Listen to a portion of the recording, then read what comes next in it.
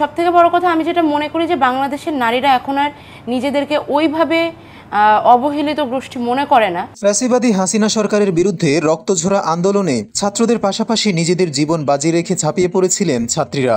নাহিদ, সার্জিস, আসিফদের পাশাপাশি বৈষম্য বিরোধী ছাত্র আন্দোলনকে সফল করার গুরুদায়িত্ব নিজের কাঁধে তুলে নিয়েছিলেন নুসরাত, রাফিয়া ও উমামাদের মতো নারী সমন্বয়কেরা। সারা দেশের অসংখ্য নারী সমন্বয়ক সম্মুখ সারিতে দাঁড়িয়ে অধিকার আদায়ের এই লড়াইয়ে অংশ নিলেও ৩ জন নারী সমন্বয়কের নাম বিশেষভাবে নজরে উঠে এসেছে। তাদের মধ্যে অন্যতম হলেন নুসরাত তাবাসসুম। কোটা সংস্কার আন্দোলনের প্রধান সমন্বয়কদের মধ্যে একজন ছিলেন তিনি। কুষ্টিয়ার দৌলতপুর উপজেলার বাগোয়ান গ্রামের এই মেয়ে বর্তমানে ঢাকা বিশ্ববিদ্যালয়ের রাষ্ট্রবিজ্ঞান বিভাগের অধ্যয়ন করছেন। পড়ালেখার পাশাপাশি রাজনীতি নিয়ে তিনি বেশ আগ্রহী। গণতান্ত্রিক ছাত্র শক্তি নামক একটি সংগঠনের যুগ্ম সদস্য সচিবের দায়িত্বে রয়েছেন ঢাকা বিশ্ববিদ্যালয়ের এই ছাত্রী। ঢাবির শামসুন্নাহার হলের এই মেধাবী শিক্ষার্থী শুরু থেকেই কোটা সংস্কার আন্দোলনে নেতৃত্বের দায়িত্ব পালন করেছেন।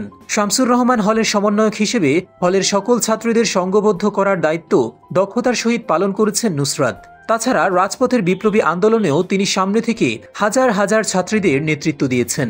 সরকারের নির্দেশে ডিবি কর্মকর্তারা যে ৬ জন সমন্বয়কে তুলে নিয়ে গিয়েছিলেন তাদের মধ্যে একমাত্র নারী ছিলেন নুসরাত তাবাসসুম। সেখানে অন্যান্য সমন্বয়কদের মতো তিনিও মুক্তির দাবিতে অনশন করেছেন। ডিবি কার্যালয় হতে মুক্তির পর আবারও সাধারণ শিক্ষার্থীদের সাথে সরকার পতনের আন্দোলনে নেমে পড়েন এই সংগ্রামী নারী। নুসরাত তাবাসসুমের মতোই বৈষম্য বিরোধী ছাত্র আন্দোলনের আরেক সোচ্চার কণ্ঠ হলেন উমামা ফাতেমা। ঢাকা বিশ্ববিদ্যালয়ের রোকেয়া হলের এই শিক্ষার্থী কোটা সংস্কার আন্দোলনের কেন্দ্রীয় সমন্বয়কদের মধ্যে একজন।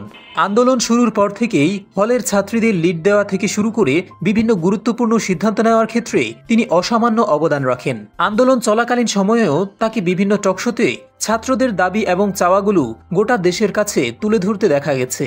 মূলত ঢাকা বিশ্ববিদ্যালয়ে পড়াশোনা শুরুর পর থেকেই উমামা রাজনীতির সাথে সম্পৃক্ত হয়েছিলেন। বাংলাদেশ ছাত্র ফেডারেশন ঢাকা বিশ্ববিদ্যালয় শাখার সদস্য সচিব হিসেবে দায়িত্বরত আছেন তিনি।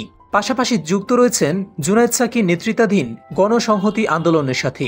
বাংলা ব্লকেট হতে শুরু করে ছাত্র জনতার গণ অভ্যুত্থান পর্যন্ত সকল কর্মকাণ্ডে সমন্বয়ক উমামা ফাতেমার ভূমিকা ছিল চোখে পড়ার মতো। নারী সমন্বয়কদের মধ্যে ছাত্র আন্দোলনের ফ্রন্ট লিডার ছিলেন ঢাকা বিশ্ববিদ্যালয়ের আরেক শিক্ষার্থী রাফিয়া রেহনুমা। ঢাবি সামাজিক বিজ্ঞান বিভাগের এই শিক্ষার্থী ঢাবির বাংলাদেশ কুয়েত মৈত্রী হলের সমন্বয়ক হিসেবে আন্দোলনকে বেগবান করার কাজ করেছেন। আন্দোলনে হলের ছাত্রীদের অংশগ্রহণ বাড়াতে ব্যাপক ভূমিকা ছিল এই নারী সমন্বয়কদের। রাফিয়া রেহনুমা বরাবরই অন্যায়ের বিরুদ্ধে প্রতিবাদী মুখ। নিজ হলের ছাত্রীদের বিভিন্ন সমস্যা এবং অসঙ্গতির অভিযোগ নিয়ে তিনি একাধিকবার সরাসরি ঢাবি প্রশাসনের বিরুদ্ধে প্রতিবাদ করেছেন। তার নেতৃত্ব দেওয়ার ক্ষমতাও বেশ প্রশংসনীয়। সেই সাথে একজন বক্তা হিসেবে রাফিয়া রেহনুমাও বেশ পটু। ঢাকা বিশ্ববিদ্যালয়ের মৈত্রী ডিবেটিং ক্লাবের সভাপতি তিনি। নুসরাত তাবাসসুম, উমামা ফাতেমা, রাফিয়া রেহনুমার মতো আরও হাজার হাজার নারী প্রত্যক্ষ এবং পরোক্ষভাবে দেশকে স্বৈরাচারের কবল থেকে মুক্ত করার লড়াইয়ে অসামান্য অবদান রেখেছেন। স্বৈরাচার পতনের এই আন্দোলনে ছেলেদের যতখানি প্রশংসা দাবিদার, ঠিক একই পরিমাণ প্রশংসা ডিজার্ভ করে দেশের প্রতিবাদী নারী সমাজ। মুক্তিযুদ্ধ হোক কিংবা স্বৈরাচার বিরোধী বিক্ষোভ, সব ক্ষেত্রেই বাংলার দামাল ছেলেদের সাথে কাঁধে কাঁধ মিলিয়ে পাশে দাঁড়িয়েছেন এদেশের সাহসী মেয়েরা। এই কারণেই কাজী নজরুল ইসলাম বলে গিয়েছেন, বিশ্বে যা কিছু মহান চির কল্যাণকর, অর্ধেক তার করিয়াছে নারী, অর্ধেক তার নর।